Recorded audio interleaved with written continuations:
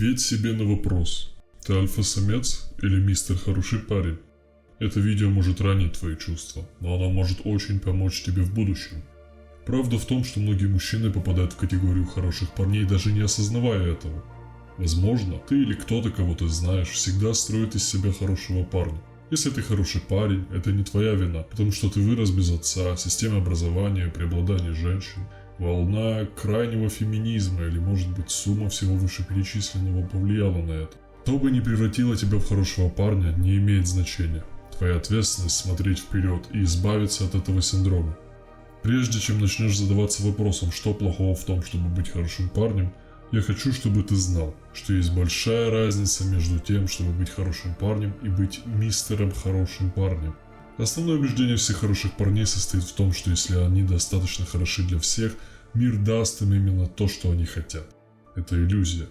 А реальность такова, что чем приятнее ты становишься, тем больше людей воспользуются этим. Но что, если я скажу тебе, что существует очень темная сторона хорошего парня? Что, если я скажу тебе, что типичный хороший парень на самом деле вовсе не хороший парень? Хорошие парни только кажутся хорошими снаружи, но на самом деле это только потому, что они тайно хотят что-то взамен. Хороший парень часто является очень пассивно-агрессивным человеком, который пытается получить то, что он хочет, путем манипуляций. Будучи хорошим парнем, он всегда ищет одобрения, избегая конфликтов. Альфа-самец является полной противоположностью хорошего парня во всех отношениях. Если альфа-самец добр, это потому, что он предпочитает искренне быть добрым, без каких-либо условий или необходимости подтверждения. Альфа-самец не боится не соглашаться с другими и не боится конфликтов. Альфа не ищет неприятностей, но и не избегает их, приветствуя конфликты с распростертыми объятиями, когда дело доходит до него. Хороший парень будет ходить по стеклу, чтобы никого не обидеть. Они делают это не только для того, чтобы угодить всем. Это акт трусости. Ты видишь, что большинство людей, которые являются трусами, маскируют свою трусость под моралью. Они скрывают тот факт, что у них нет способности быть опасными или разрешать конфликты под прикрытием моральных ценностей. Другими словами, они говорят, что я не делаю этого, потому что я слишком хороший человек, а не потому что я трус. Когда дело доходит до свиданий, хороший парень проиграет альфа-самцу 10 из 10 раз. Ты видишь, что у хорошего парня очень снисходительное мышление. Он ставит себя на пьедестал и делает вид, что он идеальный вариант. Хороший парень будто изо всех сил хочет показать, какой он хороший. Когда хорошего парня отвергает женщина, он будет настаивать на том, что у женщины не знают, чего они хотят. Альфа-самец не тратит свою энергию на спектакли, как хороший парень. Альфа-самца не волнует, что люди не любят его таким, какой он есть. Конечно, как хороший парень. Альфа-самец также может быть отвергнут женщиной.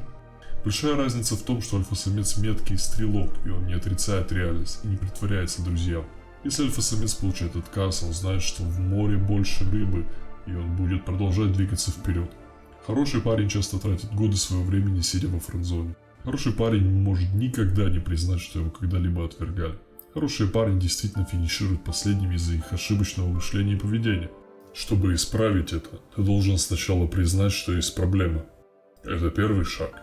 Никто не хочет признавать, что он хороший парень, которого всегда игнорировали или никогда не воспринимали всерьез. Посмотри на себя объективно. Обижаешься ли ты или злишься во многих ситуациях, потому что не получаешь того, чего хочешь? Обращай внимание на себя, как будто ты не знаешь себя, и смотри в лицо горькой правде. Второе, что тебе нужно сделать, это начать говорить людям «нет». Перестать позволять собой пользоваться. Потому что ты не можешь сказать «нет» и быть обойденным людьми из-за этого, а не из-за того, что кто-то не любит тебя за это. Ты можешь быть удивлен, обнаружив, как они на самом деле начинают больше уважать вас за это, что ты можешь постоять за себя. Это нормально. Будь немного эгоистичным в жизни, люби себя и не жертвуй собой ради людей, которые не сделают того же для тебя. Номер 3. Будь милым только в том случае, если ты искренне хочешь этого. Быть милым не значит получать выгоду. Настоящая доброта делается без ожидания признания или получения чего-либо взамен.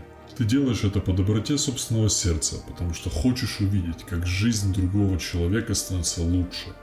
Номер 4. Поработай над своей самооценкой.